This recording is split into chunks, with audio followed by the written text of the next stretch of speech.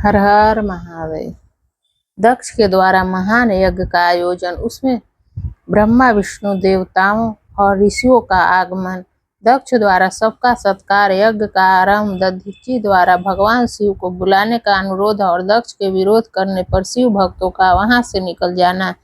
ब्रह्मा जी कहते हैं, नारद, एक समय दक्ष ने एक बहुत बड़े यज्ञ का आरंभ किया। उस यज्ञ दीक्षा लेकर उन्होंने उस समय समस्त देवर्षियों, महर्षियों तथा देवताओं को बुलाया। वे सभी उस यज्ञ में पधारे। अगस्त, कश्यप, अत्रि, वामदेव, भृगु, दधीचि, भगवान व्यास, भारद्वाज, गौतम, पैल, पराशर, गर्ग, भार्गव, ककुश, सित, सुमंतु, त्रिक, कंक और वैश्वपायन ये तथा दूसरे बहुसंख्यक मुनि अपने स्त्री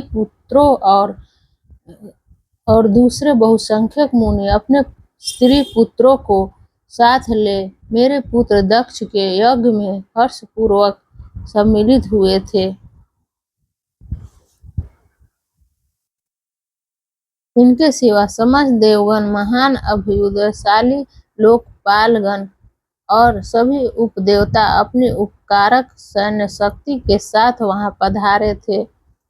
नारद आदि देवऋषि और सप्त ऋषि पृथक पृथक गाथा गान कर रहे थे। दक्ष ने अपने उस महायज्ञ में गंधर्वों, विद्याधरों, सिद्धों, 12 आदित्यों, उनके गणों, यज्ञों तथा नागलोक में विचरने वाले समस्त नागों का भी बहुत बड़ी संख्या में वरण किया था। महर्षि, राजश्री और देवर्षियों के समुदाय तथा बहुसंख्यक नरेश भी उसमें आमंत्रित थे, जो अपने मित्रों, मंत्रियों तथा सेनाओं के साथ आए थे। यजमान दक्ष ने उस यज्ञ में वसु आदि समस्त गण देवताओं का भी वरण किया था। कौतुक और मंगलाचार करके जब दक्ष ने यज्ञ की दीक्षा ली तथा जब उनके लिए बारंबार स्तुति वाचन किया जाने लगा, तब वे अपनी पत्नी के साथ बड़ी शोभा पाने लगे।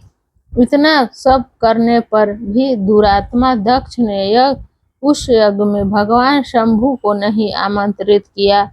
उनकी दृष्टि में कपालधारी होने के कारण वे निश्चय ही यज्ञ में भाग पाने योग्य नहीं थे। सती प्रजापति दक्ष की प्रिय पुत्री थी, तो भी कपाल की पत्नी होने के कारण दोषदर्शी दक्ष ने उन्हें अपने यज्ञ में नहीं बुलाया। इस प्रकार जब दक्ष का वह यज्ञ महोत्सव आरंभ हुआ और यज्ञ मंडप में आए हुए सब ऋषिगण अपने अपने कार्य में संलग्न हो गए, उस समय वहां भगवान शंकर को उपस्थित न देख शिव भक्त दधीचि का चित्त अत्यंत उदासीन हो उठा और वे बोले।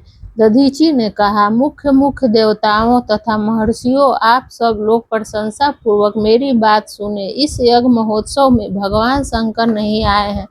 इसका कारण है, यद्यपि वे देवेश्वर बड़े बड़े मुनि और लोकपाल यहाँ पधारे हैं, तथापि उन महात्मा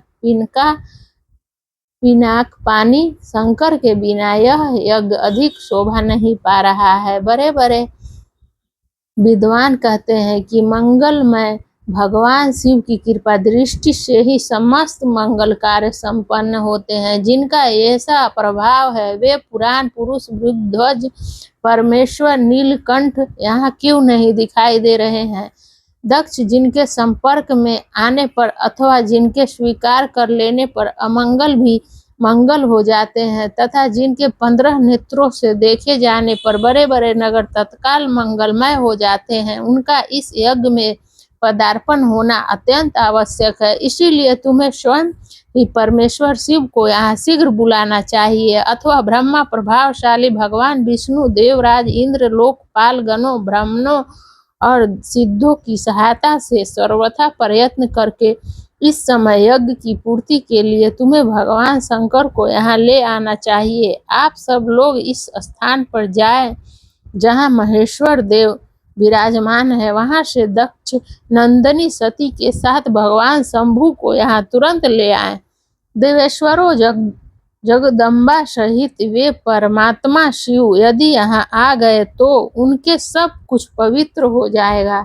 उनके स्मरण से, उनके नाम लेने से सारा संसार पुण्यमय बन जाता है। अतः पूर्ण प्रयत्न करके भगवान वृषध्वज को यहाँ ले आना चाहिए। भगवान शंकर के यहाँ पदार्पण करते ही यह यज्ञ पवित्र हो जाएगा, अन्यथा यह पूरा नहीं हो सकेगा।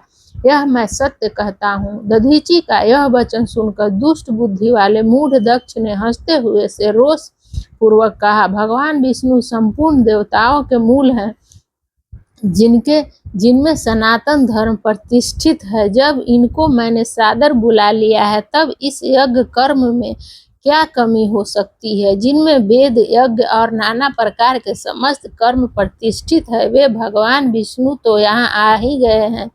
इनके सिवा सत्य लोक से लोक पितामह ब्रह्मा वेदों, उपनिषदों और विविध आगमों के साथ यहाँ पधारे हैं। देवगणों के साथ स्वयं देवराज इंद्र का भी शुभागमन हुआ है तथा आप जैसे निष्पाप महर्षि भी यहाँ आ गए हैं।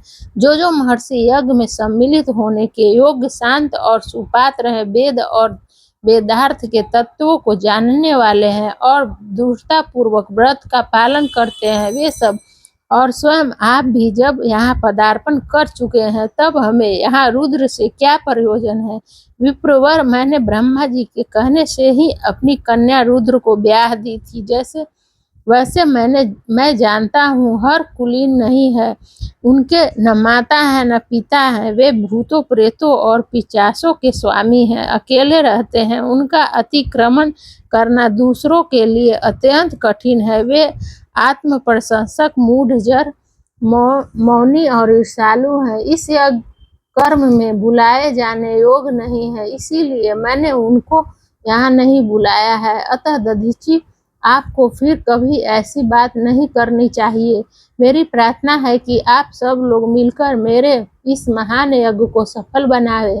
दक्ष की यह बात सुनकर दधीचि ने समस्त देवताओं और मुनियों के सुनते हुए यह सार गर्भित बात कही। दधीचि बोले, दक्ष, उन भगवान शिव के बिना यह महान यज्ञ अयज्ञ हो गया।